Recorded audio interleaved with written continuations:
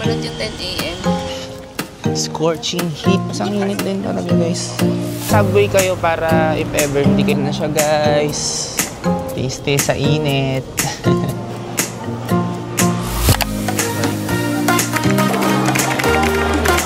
Let's go! Let's go! Dotonbori cruise ticket, let's go!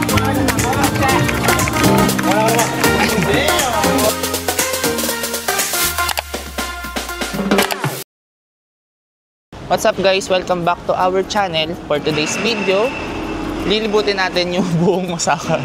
Buong Osaka yun. Lilibutin natin yung mga sikat na spots here in Osaka. Pupunta po tayo ng Osaka Castle, Umeda Sky. At the same time, lilibutin natin yung mga stores here in Osaka. Yung iba sa mga destinations natin is indoor kasi medyo mainit talaga. And I suggest talaga kapag summer kayo pupunta, mag-indoor din kayo kasi matutusta kayo pag buong araw. Pag buong araw kayong nasa labas. Ibigay ko sa inyo yung details maya-maya and continue to watch this video so I will give you tips on how to survive here in Osaka pagka-summer. So tara guys, punta na tayo dun. Let's go!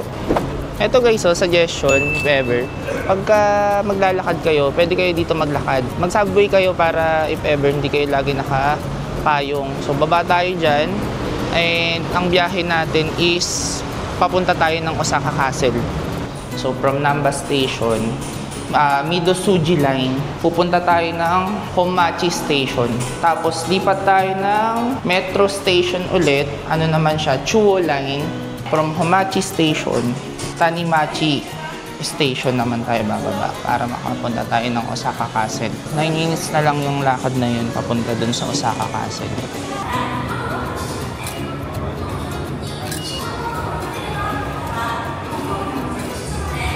Nandito tayo sa Tanimachi Station. Pagkababa nyo ng train, baba kayo sa exit 9. Ang goal natin is makapunta ng Osaka Castle. So maglalakad tayo 20 minutes from here papunta doon. Pero ang goal naman natin is doon lang mismo sa pinaka Osaka Castle Park. So ganun pa rin guys, Google Map pa rin. Google Maps pa rin. Best friend nyo yan talaga dito. So accurate siya. Ang difference lang talaga, yung 'di ba yung sa Tokyo, mayroon tayong mga H10, G1, mga ganun. Dito, sa mismong train mo na siya makikita. Pero ganun pa rin naman, meron pa rin mga pangalan yung mga stations. So hindi naman kayo malilito.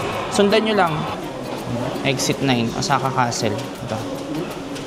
Let's go! Let's go!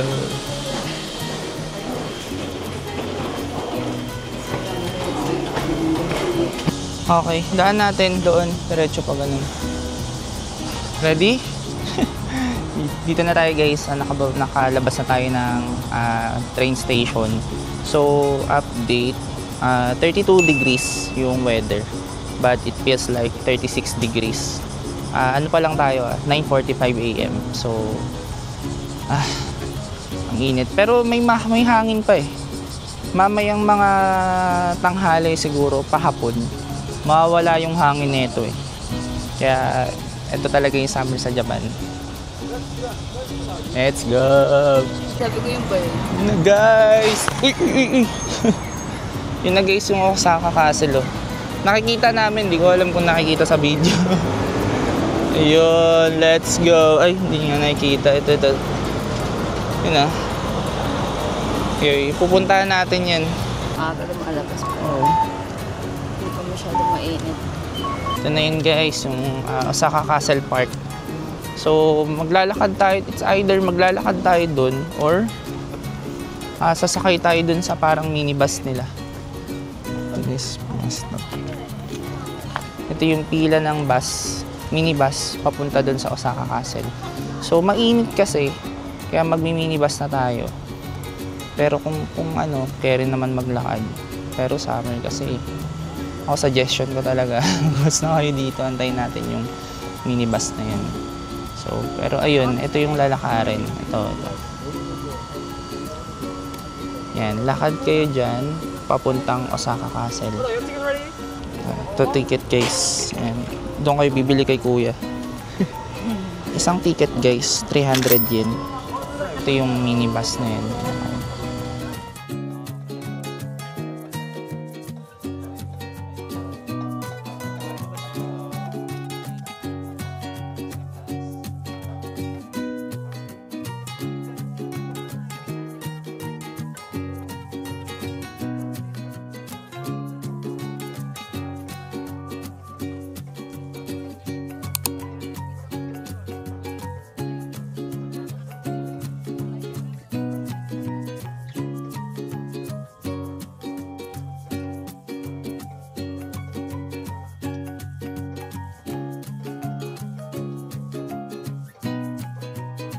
Station number 4 Osaka Castle Vendor. Thank you very much. Thank you. My name is ありがとうございます。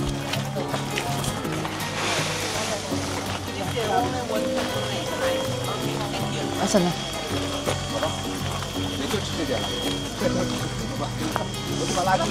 Init.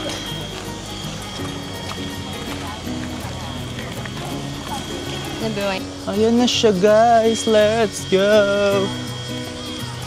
No? Ano ba ang famous pa? Ang layo ng ano. Ang view ko nakatado mo picture sa malilim. Kaya nga, ito na siya guys, Osaka Castle. Dito na tayo sa Osaka Castle. So, binaba lang tayo ng minibus doon sa may parang pinaka-entrance niya. Tapos, nandito na tayo sa Osaka Castle. So, ito, may entrance to. Pero kapag meron kang Osaka Amazing Pass, free na lang yon. So, hindi na kami papasok dito, no? Museum lang naman yan, yung loob. Tapos, yun nga, magpapapicture lang kami dito sa, sa Osaka Castle. Tapos, onto the next, next destination. May coffee shop din dito, guys. Ayan, Miraiza Osaka-jo. So, sige, tingnan natin para if ever gusto yung coffee shop. Sobrang init na sa balat nung araw, pero may hangin naman siya. Kaya naman, okay naman ito. This one.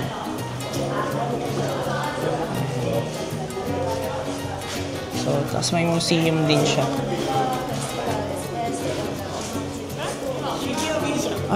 Okay. Mayroon ditong Kyoto Figure Museum. You can enter with Osaka Amazing Pass. So, kung may Osaka Amazing Pass ka, pwede ka rin pumunta dito. So, again, wala tayong Osaka Amazing Pass. So, yun. Okay, lapit tayo guys. Lapit tayo dito sa Osaka Castle. Alam nyo ba, itong Osaka Castle was originally built 1583 by Toyotomi Hideyoshi. Tapos ang maganda pa sa castle na to guys, yung daw siya, yung ilang beses na daw siyang nasira, na sunog na, dinaanan na ng mga gera, and even lightning strikes daw. Pero, yung main tower niya, nakatayo pa rin. So, it was reconstructed in 1931. So, grabe na lupit. Tapos, the best daw talaga to puntahan sa cherry blossom. Mga spring, siguro mga March or April. So, kung pupunta kayo dito. Ganda, no? Ito, punta kayo dito sa may parang parang fund nila. So, dito lang yun. Basta medyo check natin. Dito guys, dito yung yung secret spot na pwede kang mag-picture dun sa Osaka Castle. So, dito sila nagpipicture. May mga nakayukata din dito. Yan. So, punta kayo dito. Bali, pagkapasok ninyo, kakaliwa lang kayo.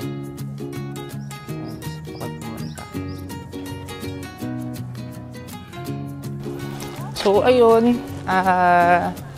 On to the next spot tayo, guys. So, baka pumunta na tayo ng Umeda Sky. Libutin din natin yung Umeda. May gusto kasi akong puntahan din doon sa Umeda. Yung mall din doon na may Pokemon Center. Puntahan natin yun. So, ayun. Not so much to do naman din dito sa Osaka Castle. Kung gusto nyo yun nga, pasok kayo sa loob. Pero kami, ayun, nagpa-picture lang kami kayo sa Osaka Castle. So, masaya na kami dun. Possibly din kasi yung mga attractions, kung pwede, is gusto namin yung libre lang din.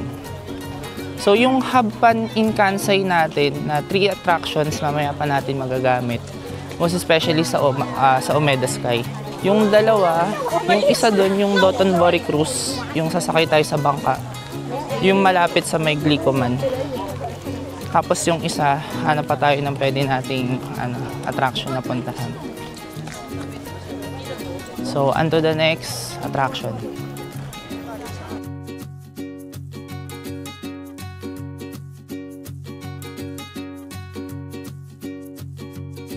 Guys, dun sa minibus, bali yung unang stop nung pagpabalik na Morinomiya, huwag kayong bababa dun. Baba kayo dun sa may subway para if ever pabalik tayo ng train.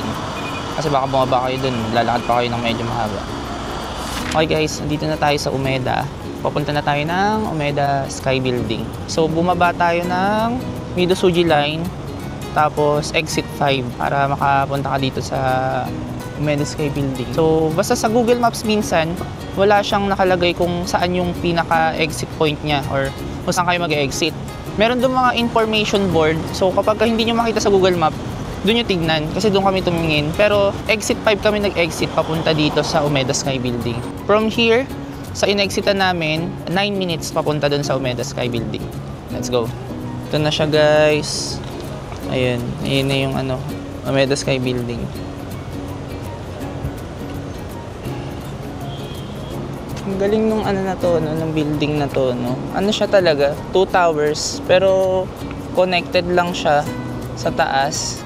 Parang, ano siya ng giant bridge. Wow! So, ano daw to? 173 meters tall. Ang taas. Yun guys, so dito na tayo. So, ito. 39th floor yung observatory. So, doon tayo aakyat. So, ito yung building na yun. Yan. So, dito tayo papasok.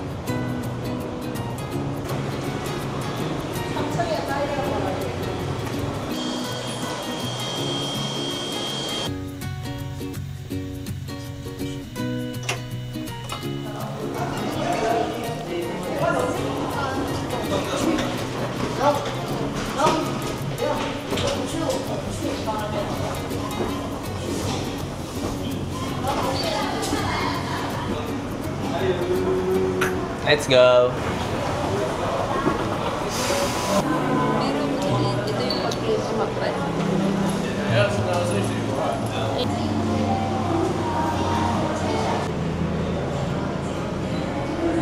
Okay guys, dito na tayo sa observatory. Actually, ito yung first time natin sa mga observatory.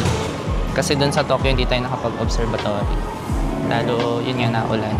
So, tara ka tayo. Tingnan natin kung ano yung meron dito sa observatory sa Umeda Sky.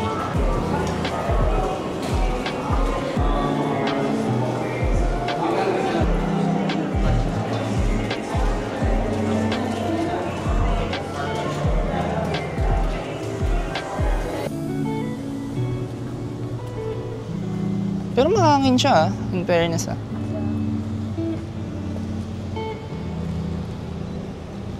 Ganda, men.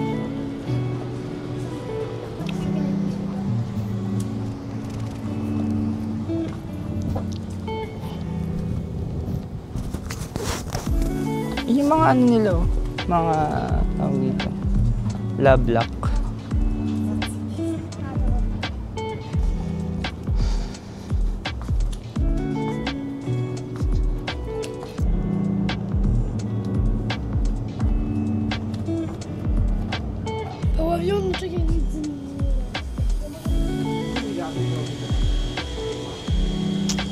Let's go.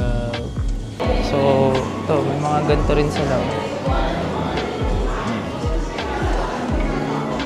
Okay.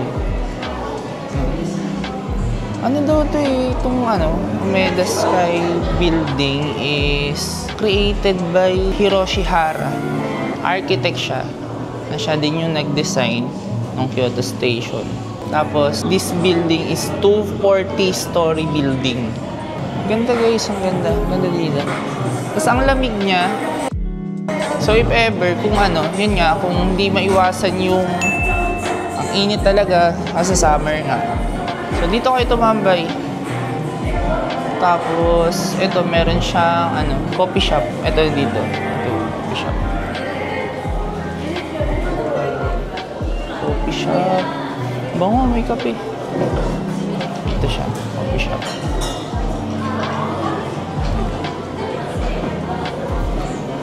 Ito yung mga menu nila.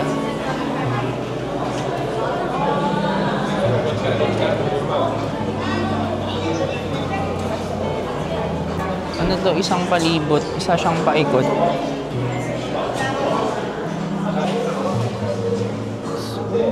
kaya? Ganito pala sila.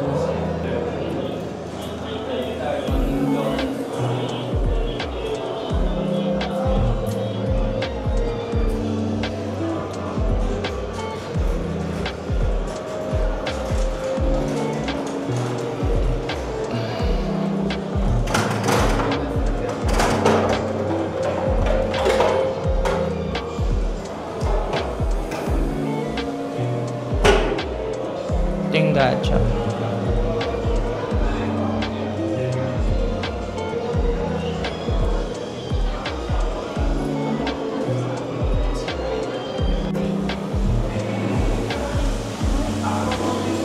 Ayun, tapos may CR. Ito CR. Napakita ko palagi yung CR kasi ano tayo, mas CR tayong tao.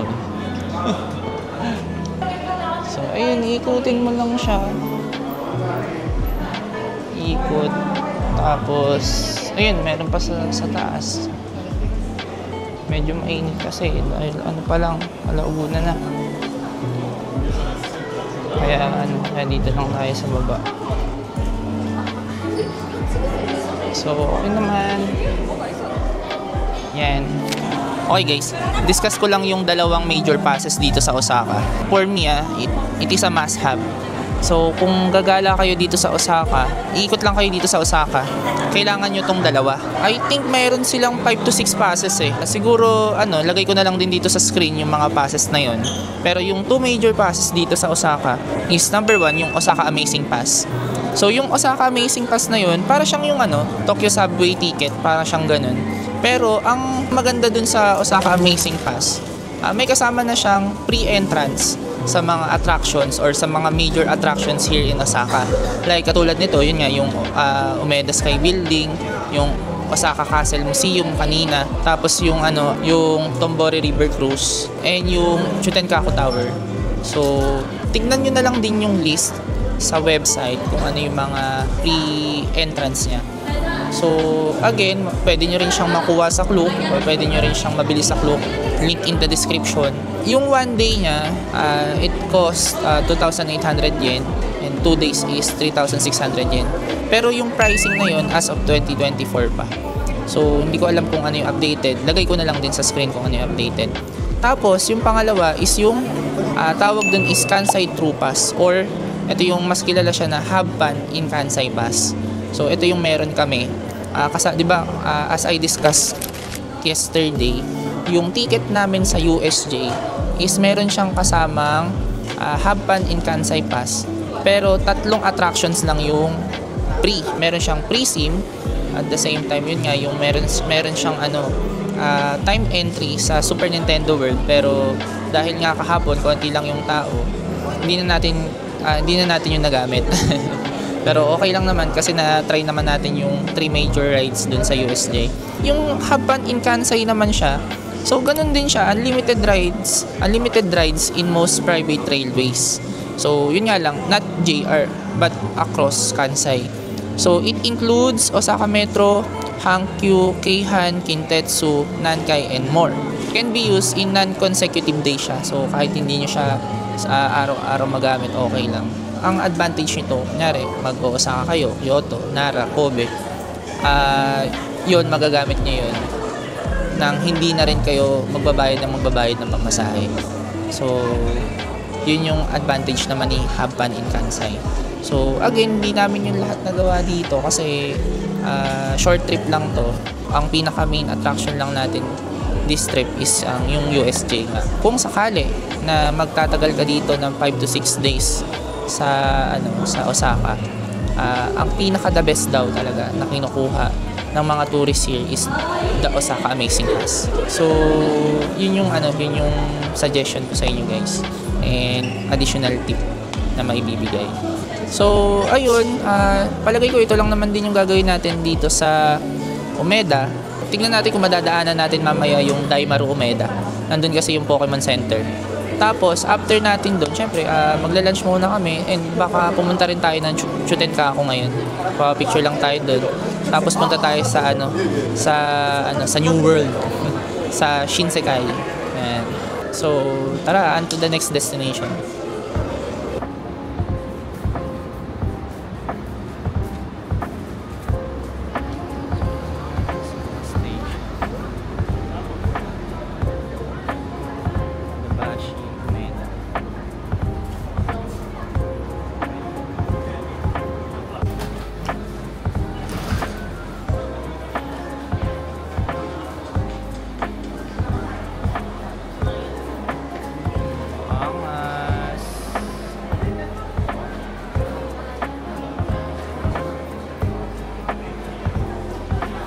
Guys, yung mga pan ng Gundam dito. 5th floor sa may Daimaru sa Umeda.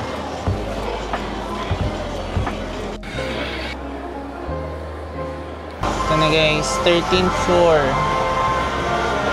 Yan. Dito na siya, man. Pokemon Center.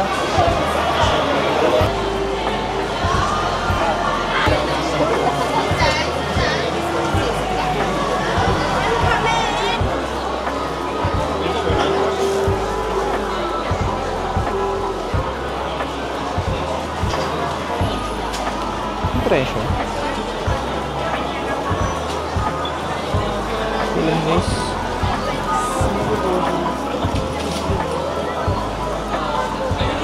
Ganito. Presyo. Ito. 1,320.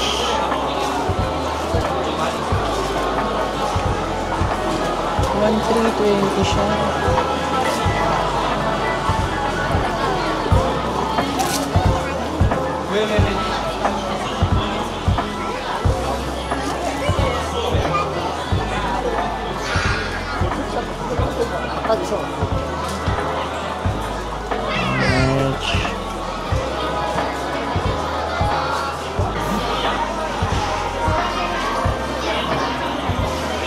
Ang sabi, dito daw din minsan nagaganap yung mga events pagdating sa mga Pokemon.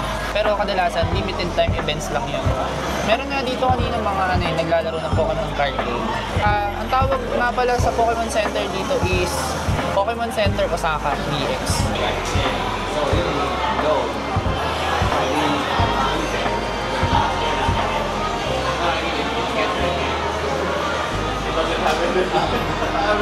Wait, when you actually did the right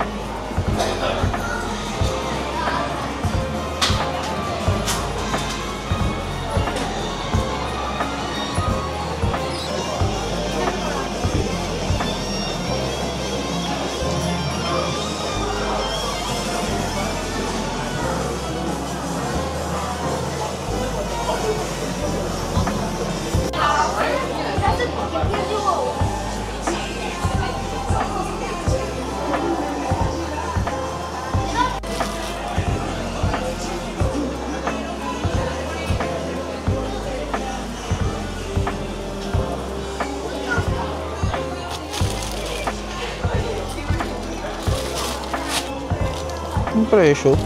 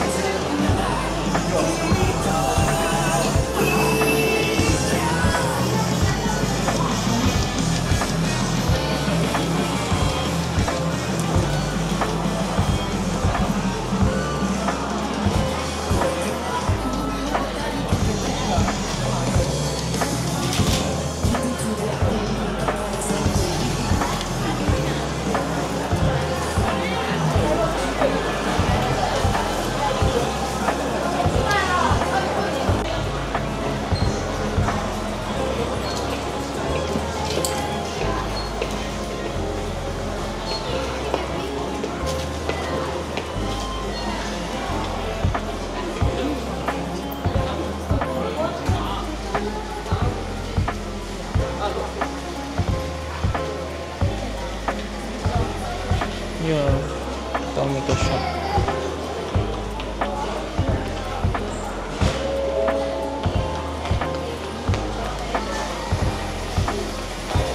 Almost the same din sa Shinjuku tsaka sa Shinsaibashi. May Capcom din dito, may Nintendo, may Pokemon Center, tas may Mugiwara shop. Ang dami talagang bilihan ng merch. Yung talagang ano dito. Merch.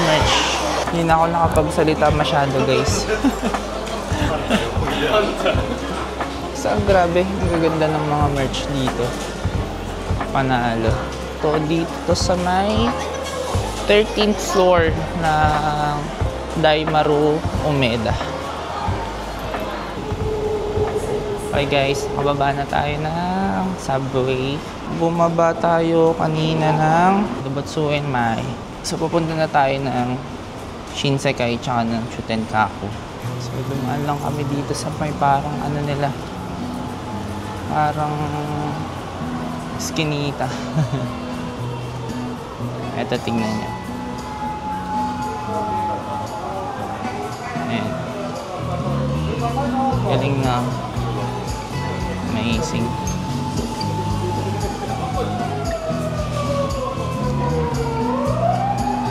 Hey, that's it. Archery.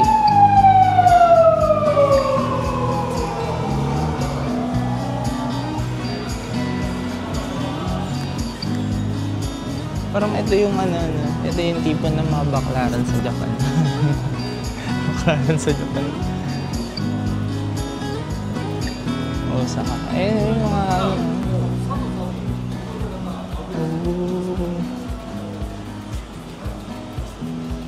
Shinsekai.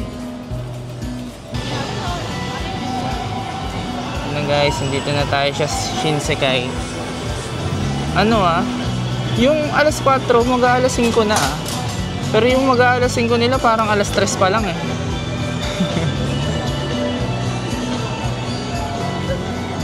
Ito yun eh. Ito yung sikat na nakikita ko sa mga vlogger. Ito. Yung tsura na eh.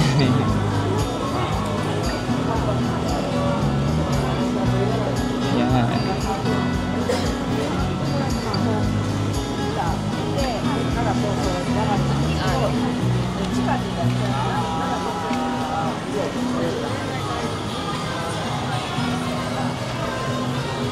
Ayun, be, tingin ka sa likod mo. Ayun na siya, Shinsekai. Shinsekai tsaka Chutenkaku Tower. Oh, grabe.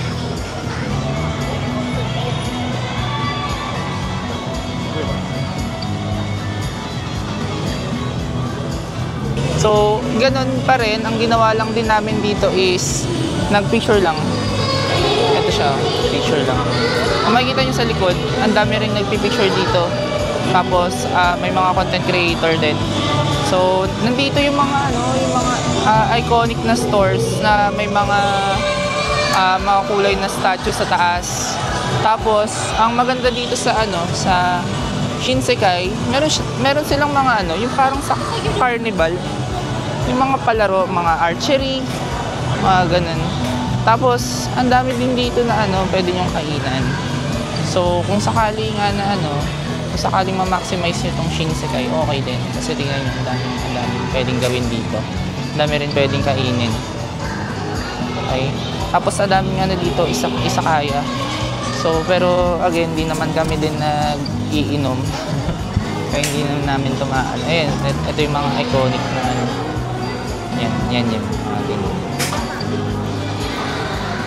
So, yun lang. Basta ilalagay ko naman yung maps o ilalagay ko naman yung pin sa description box. Prepare nyo lang din na yung iba talaga outdoor. Kaya mag-indoor kayo tulad ng ginawa namin kanina sa Daimaru. Nag-indoor muna kami. Pero kung papasok kayo dun sa mismong sa Chutenkaku, pwede din naman, indoor din naman yun.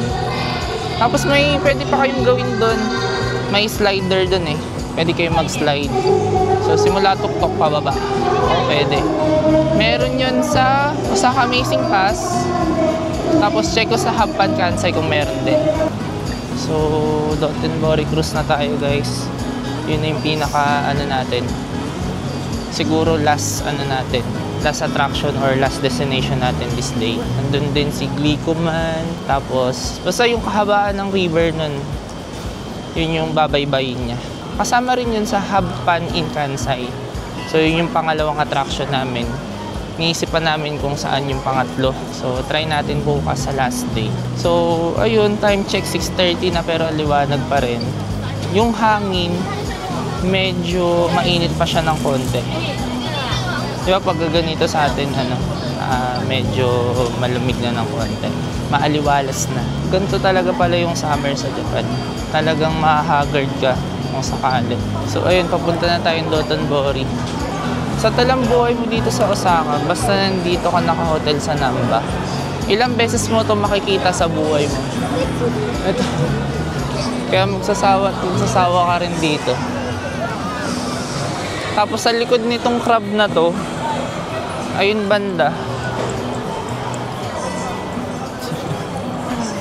Nandun yung nandun yung Glicoman. Diba? Ito. Meiji. Tapos ito, may Gigo pala dito.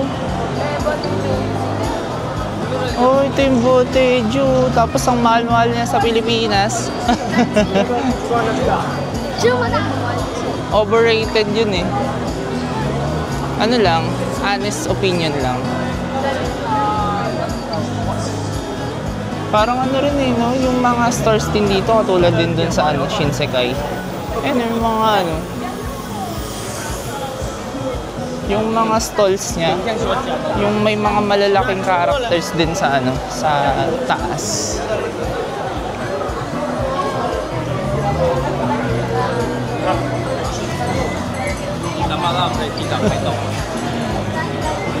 Parang wino-walkthrough ko na lang kayo, guys. Kasi hindi ako makapag dito eh. Pag talking head na vlog kasi makakasagi ka ng tao eh. Kesa naman yung ilong ko na naman yung makita nyo, di ba? Walkthrough ko na lang kayo dito sa may sa may Dotonbori. Gyokatsu Kyoto Katsugyu. Parang Gyokatsu Matomura. Puro hot drug. Yan, mura yung mga pasalubong dyan, guys. Yan na siya, oh. Mga ganyang mukhaan. Sige, diretso.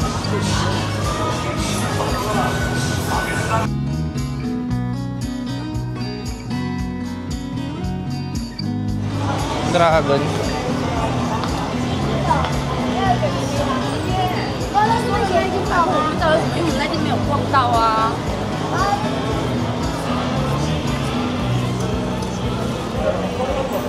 Yun yung dragon. Ito yung mga sikat na mga stalls dito sa sa Namba. So yun po yung golden calf po. Hanip na golden calf yan. Sige, diretso lang.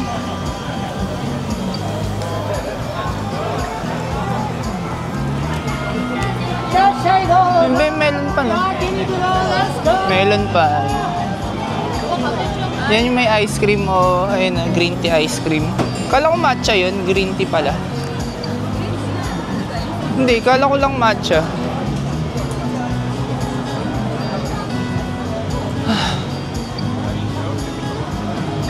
Daming stores dito. Parang feeling ko mas madami pang stores dito kaysa sa sa Tokyo, no? Marami ka dito sa Ueno, hindi ka kasi pumunta. Ay, oo. Sa Ueno kasi yun.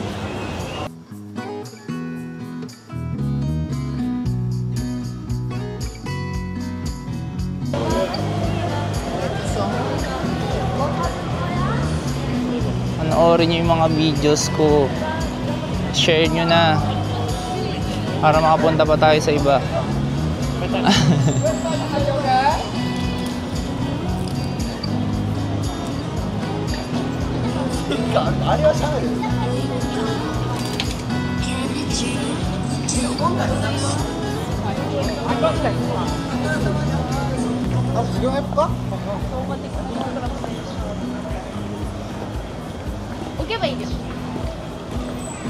Isang kahabaan pala talaga to, no?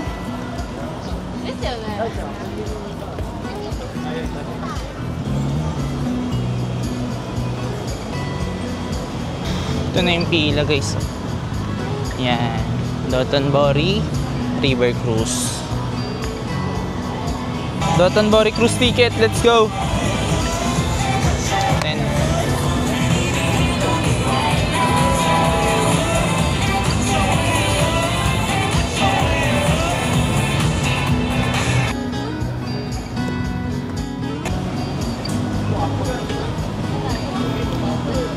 sige, yan na lang. Gilid.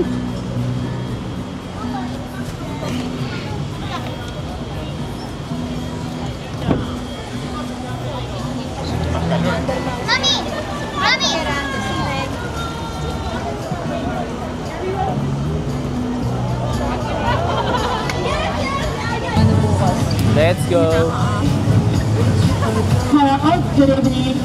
Konbanwa. Thank you for coming join our Wonder Cruise tonight. No, I'm not enough for the photogenic. Include Nariba. Alright?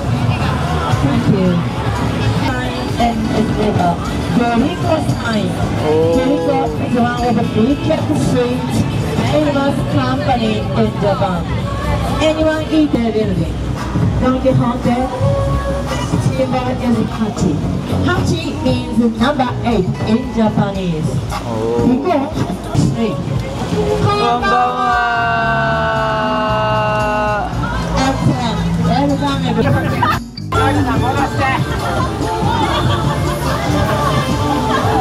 Business rank go.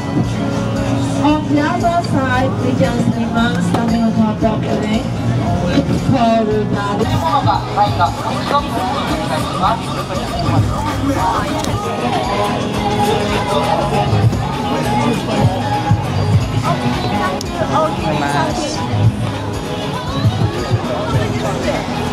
Okay guys, tapos na tayo sa Dotonbori River Cruise. Yan. So yun yung mga attractions natin ngayong araw. So nakapag Osaka Castle tayo, nakapag Umeda Sky Building, tapos nilibot din natin yung Daimaru Osaka or Daimaru Umeda. Kapunta rin tayo ng Chutenkaku. Even though nagpa-picture lang tayo dun. Totoo lang, kaya pa naman. Pero dahil nga sa init, pawis na kami. Nakakadagdag ng pagod yung pawis at yung init. Ayun, 7:30 10:30 na. It's dinner time. So last thoughts, summer in Japan. Kung pupunta kayo ng summer dito sa Japan, natipid nyo sa ticket, natipid nyo sa mura na hotel, at natipid nyo sa pila na possible is konting tao. Kasi sabi sa mas madami pa daw yung tao eh. Kailangan manage your expectation pagdating sa summer. Well, kung magtatanong kayo kung babalik pa kami sa summer, yun tawa talaga yun. Siguro sa akin kung babalik pa ako ng summer, kung gusto mo lang ma-experience yung Japan. Kasi kasi pwede ka namang mag-indoors eh. Yun para sa akin. Pero kung outdoor talaga, yung pupuntahan mo lahat, wala. Hindi talaga kaya. Medyo mahirap talaga. Naubusin mo o tapusin mo yung buong tour mo ngayong araw na puro outdoor. Hindi kaya. Kasi sa totoo lang guys, mag-Kyoto sana kami ngayong araw. Nakita namin, nasa 39 degrees siya, tapos it feels like 43 degrees. Ganun siya kainit. So, kaya nag-decide na lang kami na libutin yung ilan sa mga sikat na spots here in Osaka. Bukas last day na natin, lang talaga to, short trip kasi nga nag-sale yung flight, tapos gusto lang din namin ma-experience yung summer. Basta talaga siya, final say sa summer, mga ganitong oras, 7 to 8 p.m, wala talaga siyang hangin. As in, yung hangin na meron siya, parang tanghali, pero walang araw. Kaya pala talagang dapat meron kang mga must have here in Japan para makasurvive sa summer. So, yun ay mabibili sa mga drugstore. Ayun, dinner na muna kami. Dito kami sa Dear Bros, yung sikat na omurice sa TikTok.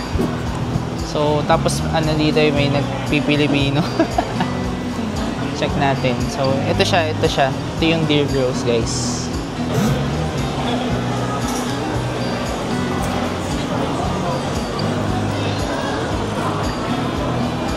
Japanese Best Omurice Restaurant.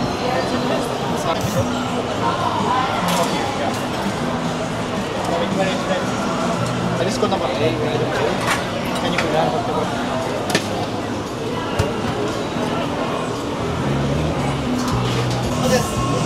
Yan mo yasa.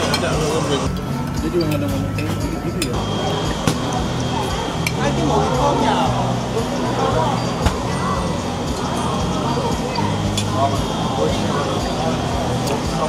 Grabe. Masarap lasang omurice. Malambot niya yung karne niya. No? Sarap siya ng chicken sa'yo. Ewan ko hindi talaga mapaliwanag. Iba talaga yung lasa ng itlog sa Japan. Iba talaga. Yung itlog natin parang medyo plain yung lasa niya. Pero hindi ko alam sa Japan, yung lasa ng itlog, malasa siya. Sobra. May air cooler sila guys. Kailangan kasi talaga ng bawat store yan dito eh. Feeling ko. Si Kuya yun. Hindi lang siya nagpipilipino. Gaano din siya. Basta parang iba-iba rin yung language. Sinasabi niya. Maraming salamat. Arigatou gozaimasu. So yun lang guys, maraming salamat muli sa pagtambay. Don't forget to support our channel by liking and subscribing. Yun, kung meron pa kayong mga tanong, comment nyo lang below. Maraming salamat. See you on the next vlog. Yun lang. Peace.